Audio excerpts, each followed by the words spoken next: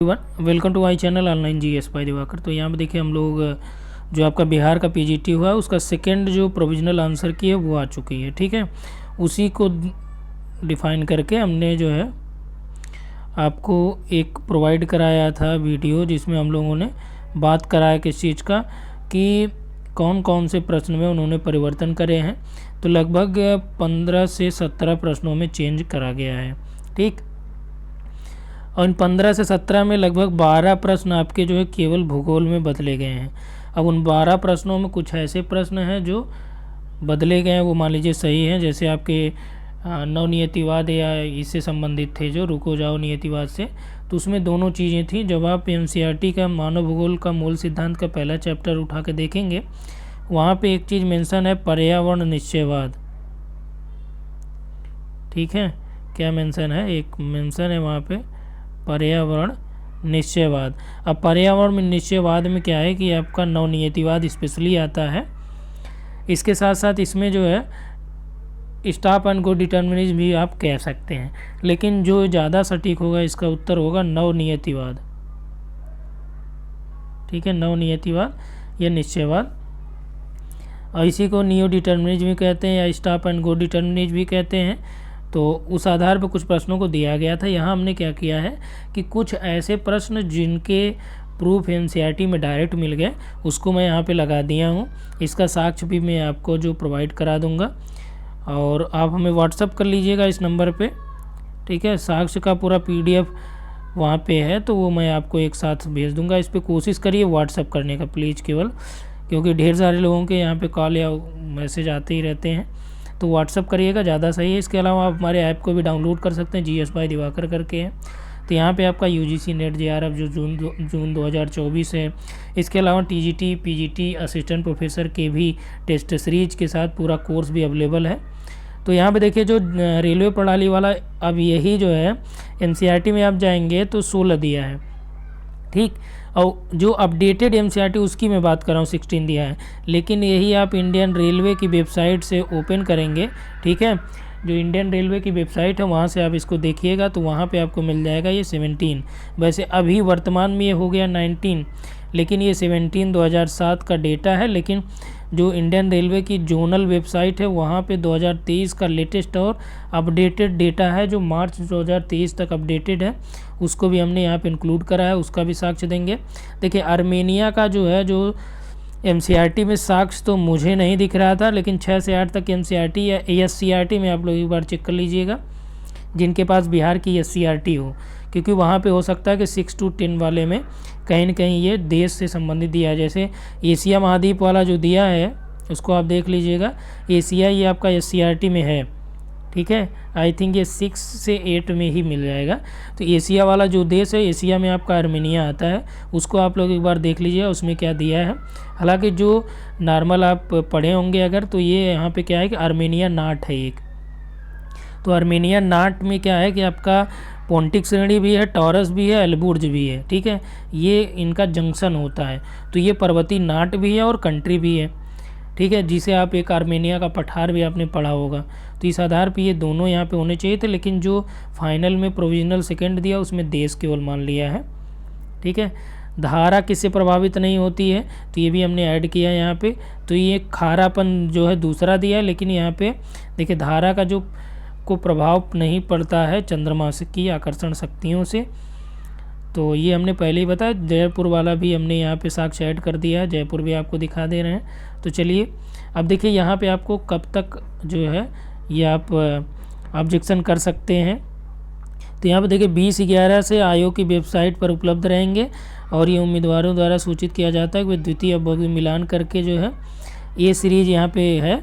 ठीक है, किसी उम्मीदवार में किसी प्रश्न में कोई त्रुटि आपको लगे तो यूजर नेम और पासवर्ड से लॉगिन करते हुए डैशबोर्ड पर दिनांक 21/12/2023 से 22 तक जो है ये आपको क्या करना है, इसको अपडेट करना है। ठीक है, तो यहाँ पे आपको क्या करना है कि जो आपका लॉगिन ID और पासवर्ड है उसको क्या करिए आप लॉगिन करके, और यहाँ पे कल तक यानी कि आपका डेट है ये 21 से लेके 22 तक आपका डेट है। ठीक है, तो इसके अलावा जो आपका यहाँ पे क्वेश्चन का लगेगा 500 रुपये लगेगा, और ठीक है ईमेल या स्पीड पोस्ट से आपका कोई वो एक्सेप्ट नहीं करा जाएगा। तो ये अच्छी चीज़ है कि आप जो अपना डैशबोर्ड खोलिएगा वहाँ पे ये चीज़ें क्वेश्चन अपलोड करिए और साक्ष्य कोशिश करिए सही डालने का एनसीईआरटी या इसका, क्योंकि नहीं तो आपके रुपए बर्बाद जाएंगे तो क्या मतलब है। जोनल का देखिए, यहाँ पे जोनल हमने सेलेक्ट कर दिया है। टोटल देखिए 17 जो मेट्रो रेल वाला है, वैसे हैं अभी 19 हो गए हैं टोटल, ठीक है। सदर्न कोस्ट रेलवे भी आपका एक जोन बना दिया गया है। तो लेकिन जो एनसीईआरटी में है या जो इसकी स्पेशल साइट पे है वो देखिए आपका ये वेस्टर्न सेंट्रल रेलवे और मेट्रो रेलवे को भी जोन में करा जाता है। तो मेट्रो रेलवे को हम क्यों अलग करें भाई, यहाँ पे जोन स्पेशली मेंशन करा है इन्होंने कि list of zone and divisions, ठीक है। और इसके अलावा एक और देखिए, ये पीआईबी से हमने लिया है। पीआईबी की लिंक भी मैं आपको दे दूंगा, ठीक है। जब आप साक्ष्य लिखिएगा वहाँ पे वेबसाइट की लिंक भी डाल दीजिएगा, पीडीएफ भी डाल दीजिएगा। ये प्रेस इन्फॉर्मेशन ब्यूरो है और ये ऑथेंटिक है, मिनिस्ट्री ऑफ रेलवे का है, ठीक है। भारत सरकार का कोई भी आपको ऑथेंटिक न्यूज़ देखना है तो जो प्रेस इन्फॉर्मेशन ब्यूरो है इस पे जाके आप सर्च करिएगा, यहाँ जो न्यूज़ होगी वो आपका सही न्यूज़ रहेगी, ठीक है। ये देखिए जो है ये 2017 जुलाई का डाटा अपडेटेड है। इसमें भी जो मेंशन करा गया कितना है, 17 है। क्लियर हुआ। चलिए अब यहाँ पे ये जो आपके सामने दिख रहा है रेलवे का मानचित्र, ये मैं नहीं बनाया हूँ, ये हमने लिया है कहाँ से, मिनिस्ट्री ऑफ रेलवे की वेबसाइट से। 31 मार्च 2023 तक का ये लेटेस्ट अपडेटेड है, ठीक है। और यहाँ पे अलग अलग देखिए जो रेलवे की लाइनें हैं, ये पूरा रेलवे का जो मानचित्र है, मैप है, वो यहाँ पे अपडेट करा गया है। अब यहीं साइड में देखिए क्या लिखा गया, जोन है, ठीक है। ये क्या है, रेलवे के जोन है। और इन रेलवे के जोन्स को यदि हम लोग बात करें, ठीक, तो यहाँ पे देखिए 1 नंबर हो गया, ये 2 नंबर हो गया, ये 3 नंबर हो गया, 4 हो गया, 5 हो गया, 6 हो गया, 7, 8, 9, 10, 11, 12, 13, 14, 15, 16, 17, ठीक है। टोटल कितने हो गए, 17 हो गए। तो आप यहाँ से इसको स्क्रीनशॉट लेके कर सकते हैं। नीचे देखिए दिया भी है ऑप्शन का, यहाँ पे नीचे देखिए क्या मेंशन करा है कि zonal railway system maps authority कौन सी है जो ये जारी करी है। तो ये केवल आप यही स्क्रीनशॉट लगा देंगे तब भी आपका वो माना जाएगा। इसके अलावा नीचे देख लीजिए, यहाँ पे भी जोन मेंशन करा गया है, उसका डिवीज़न है वो भी मेंशन करा गया है। ये जोन साउथ वाले, सेंट्रल वाले, स्पेशली ये वाले मेंशन करे गए हैं, ठीक है। तो रेलवे वाला हो गया क्लियर आपका। ये देखिए अलग से इसीलिए हमने, अब देखिए जो आपका भारत का भौतिक स्वरूप है, एनसीईआरटी भौतिक पर्यावरण भारत का जो है भौतिक स्वरूप वाली एनसीईआरटी जो है 11वीं क्लास की, उसको देख लीजिएगा। उसमें आप पहला जो आपका फिजियोग्राफिक रीजन है भारत का, उसमें हिमालय पर्वत हो गया। अब जो इसमें उत्तर मान लिया इन्होंने, उत्तर का मैदान मान लिया था जयपुर वाला, ठीक है। उत्तर के मैदान को देखिए पढ़ लीजिए, सिंधु गंगा ब्रह्मपुत्र इनकी सहायक नदियों से ये मैदान बना हुआ है, ठीक है। जलोढ़ का निर्माण करता, विस्तार 7 लाख और मैदान इतना लंबा है। इसकी कहानी पढ़ने से, ठीक, आप आ जाइए यहाँ पे, ठीक है। ये वाला जो चल रहा है ना, ये हिमालय पर्वत वाला है और मैदान वाला आपका राइट साइड में ये चल रहा है। देखिए 320 किलोमीटर चौड़ा है, सघन जनसंख्या वाला है। तो ये आप जानते हैं कि अनुकूलता है किसकी, जलवायु की, रहने योग्य है। अब यहाँ से आप देखिए, ठीक है, यहाँ पे मेंशन करा गया है जो कि गंगा के मैदान का, अब इसका विस्तार है ना, कि विस्तार में जैसे अब उसमें प्रश्न पूछा कि जयपुर किसके अंतर्गत आएगा, तो गंगा के मैदान में देखिए घग्गर और तीस्ता नदियों के बीच है। ये भारत में हरियाणा, दिल्ली, उत्तर प्रदेश, बिहार, झारखंड के कुछ भाग, पश्चिम बंगाल में फैला है।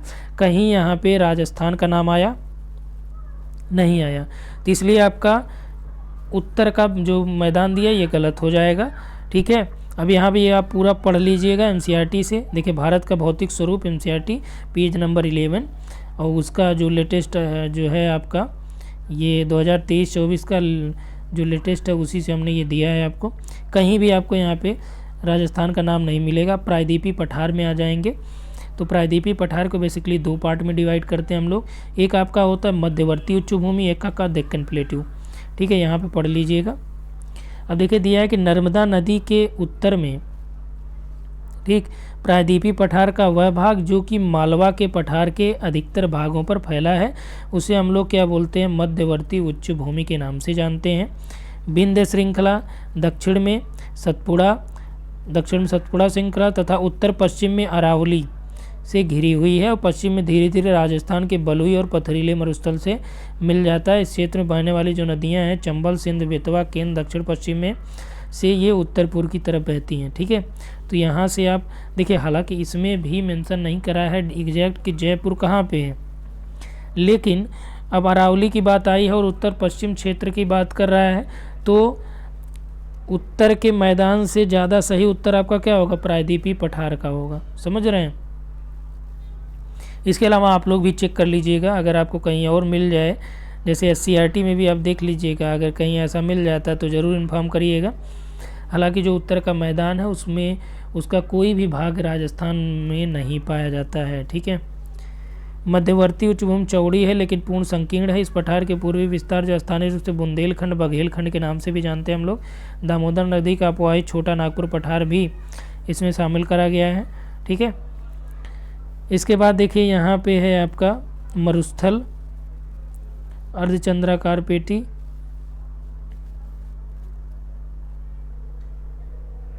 ठीक। तो इसके अलावा देखिए मरुस्थल वहाँ से आ गया। अब यहाँ से हम लोग किस में आ जाते हैं, जो ज्वार धारा वाला है, धारा वाला प्रश्न देख लीजिए। ठीक है, कौन प्रभावित नहीं करता है, तो यहाँ पे आप देखेंगे कि महासागरीय धाराएं जो है दो प्रकार के बलों द्वारा प्रभावित होती, प्राथमिक बल और द्वितीयक बल। प्राइमरी में क्या होता है कि वे जो सौर ऊर्जा से जल को गर्म करते हैं, वायु हो गया, गुरुत्वाकर्षण और कोलियालिस हो गया। ठीक है, तो ये इसमें आएंगे। यही कारण है कि विषुववृत्त के पास महासागरीय जल का स्तर मध्यांश की अपेक्षा 8 सेंटीमीटर अधिक ऊंचा रहता है। क्यों? क्योंकि सौर ऊर्जा के कारण जो जल जो है आपका क्या होता है, फैलता है। समझ में आई बात? ठीक, इसको आप पढ़ लीजिएगा। जल की प्रवणता गुरुत्वाकर्षण के द्वारा, कोरियालिस फोर्स के द्वारा। अब यहाँ पे देखिएगा नेक्स्ट लाइन कि पानी के घनत्व में अंतर महाद्वीपीय जलधाराओं के ऊर्ध्वाधर गति को क्या करते हैं, प्रभावित करते हैं। और अधिक खारा जल क्या होगा, निम्न खारे जल की अपेक्षा ज़्यादा सघन होता है। समझ रहे हैं? तो पानी के घनत्व में अंतर का क्या होगा, यदि डेंसिटी जहाँ पे अधिक है वहाँ पे साइलेंटी क्या होगी, साइलेंटी वहाँ पे क्या होगी, वो भी ज़्यादा होगी। जहाँ साइलेंटी ज़्यादा वहाँ पे डेंसिटी आपकी ज़्यादा होगी। तो आपको मैंने पहले ही बताया कि जो अटलांटिक ओशन है वहाँ से और भूमध्य सागर से अक्सर पूछा जाता है कि जल कहाँ से किस में जाएगा। ठीक है, तो ये मेन रीजन आपका क्या है, डिफरेंस बिटवीन साइलेंटी एंड डेंसिटी। ठीक है, तो यहाँ तक आपका ये क्लियर हो गया है। तो इसके अलावा एक और जो आपका मक्का वाला था जो आप लोगों ने करा होगा, अगर ऑब्जेक्शन तो कर लीजिएगा। ठीक है, अब ले चलते हैं और प्रश्न में आप लोग चेंज अगर करना चाहें तो कर सकते हैं। यहाँ पे ऑब्जेक्शन जो बस्तियों वाला पूछा गया आपसे कि जो डिस्पर्स्ड बस्तियाँ कहाँ मिलती हैं। ठीक है, यहाँ पे देखिए लिखा गया है कि ये जो है एकाकी बस्ती प्रारूप सुदूर जंगलों और एकाकी झोपड़ी अथवा झोपड़ियों, पल्ली, छोटी पहाड़ियों, ढालों पे भी यहाँ पे आपका दिया है कि पाई जाती हैं। ठीक ना, तो वही यहाँ पे क्या कर रखा है। और बस्तियों का चरम विक्षेपण प्रायः भूभाग निवासियों के क्षेत्र में भूमि संसाधन के आधार की अत्यधिक विखंडित प्रकृति। देखिए यहाँ पे दिया है कि अनेक भागों में बस्ती इस प्रकार की पाई जाती, मेघालय, उत्तराखंड, हिमाचल प्रदेश। ठीक है, तो ये जो है ऑप्शन में आपका एक और है हिमालय की निचली घाटियाँ। ठीक है, तो एक तरह हद तक आप ये भी लगा सकते हैं और इसको भी इनको करेक्ट करना चाहिए, क्योंकि जो पहाड़ी क्षेत्र होते हैं वहाँ पे ये देखने को मिला है कि जो बस्तियों का प्रारूप होता है वो डिस्पर्स्ड होता है। इसमें देखिए पशुचारण वाले में तो करेक्ट कर ही दिया है इन्होंने कि ये जो है अमेरिका के बाद आपका क्या लगा दिया, अफ्रीका लगा दिया है। ठीक है, तो ये तो करेक्ट कर दिया है। इसमें देखिए जो मकई वाला था, मक्के वाला, तो उसमें मुजफ्फरपुर लगाया था, तो वो भी हमने आपको बताया था कि अगर आपको लगाना होगा तो ये मिल जाएगा आपका जो बिहार की वेबसाइट्स पे आप ले लीजिएगा आर्थिक सर्वे से। इसका PDF भी मैं आपको प्रोवाइड करा दूंगा, तो आप लोगों को जो करना है वो आप इस नंबर व्हाट्सअप कर लीजिएगा, तो वहाँ आपको जितना भी साक्ष्य हमारे पास है वो मैं दे दूंगा। इसके अलावा प्रैक्टिकल वाला एक क्वेश्चन था, तो प्रैक्टिकल वाला क्वेश्चन में मैंने थोड़ा चेक किया, किसी ने कमेंट करके बोला भी, जो आपका प्लेनोमीटर है, ठीक है, इसमें और एक आपका होता है ओपिसोमीटर, तो इसमें थोड़ा सा डिफरेंस पाया जाता है। जो प्लेनोमीटर है ये भी मानचित्र पे आपका डिस्टेंस को मापता है, लेकिन ये जैसे मान लीजिए टेढ़े मेढ़े क्षेत्र हैं, इस पूरे क्षेत्र का ही यानी पूरे एरिया का मापक ये करता है प्लेनोमीटर। और जो ओपिसोमीटर है, ओपिसोमीटर जो मानचित्र पर दो बिंदु हो गए, इस पर टेढ़ी मेढ़ी जो रेखाएं खींची जाती हैं मानचित्र पर, उस चीज़ का ये मापक करता है ओपिसोमीटर। तो ओपिसोमीटर ये ज़्यादा सही होगा अकॉर्डिंग टू प्लेनोमीटर के। तो वहाँ पे जो ऑप्शन दिया गया उस हिसाब से जो आपका डी या ई यानी इनमें से कोई नहीं जो दिया है वो एक हद तक ठीक दिया है, ठीक है। क्योंकि प्लेनोमीटर का एग्जैक्ट जो है वो मतलब यही होता है, क्योंकि ईजिली मिल नहीं रहा था। तो अब जैसे कि एनसीईआरटी में अगर ना मिले तो आप जो अच्छी किताबें हैं, मानक किताबें हैं, जैसे प्रैक्टिकल की आपकी जो मानक किताब के रूप में हम लोग बात करें, आप जीपी शर्मा की देख लीजिए, और जीपी शर्मा की नहीं है तो आप जो है इनका आरसी तिवारी सर का है आपके पास, उसको देख लीजिए, तो कहीं ना कहीं ये आपको मिल जाएगा, ठीक। तो ये हो गए इतने। और इसके बाद हम लोग कट ऑफ की भी बात करेंगे। कट ऑफ में पूरा काफ़ी लोगों का डाटा मुझे मिल भी गया है, ठीक है। तो उस आधार पे हम लोग कट ऑफ की गणना करेंगे, और कट ऑफ पूरा आपको एकदम लॉजिकली कि एक्सपेक्ट हम लोग जो कर सकते हैं उसी को करेंगे कि सीटें कितनी हैं, कितने कैंडिडेट अपीयर हुए, पिछली मेरिट कितनी गई, नेक्स्ट वाली उसमें कितनी सीटें थी, कितने अपीयर हुए थे, ठीक है। इस आधार पे हम लोग एक कट ऑफ को अलग से बात करेंगे यहाँ पे, और आपका स्कोर जितना हो रहा है उतना बताते चलिए अभी फ़िलहाल के लिए। आगे फाइनल में मान लीजिए 2-4 क्वेश्चन में परिवर्तन होंगे तो उससे उसी हिसाब से कट ऑफ भी हम लोग बात कर लेंगे 2-4 क्वेश्चन के इर्द गिर्द जो है, ठीक। तो यहाँ पे इतना ही। Thanks for watching.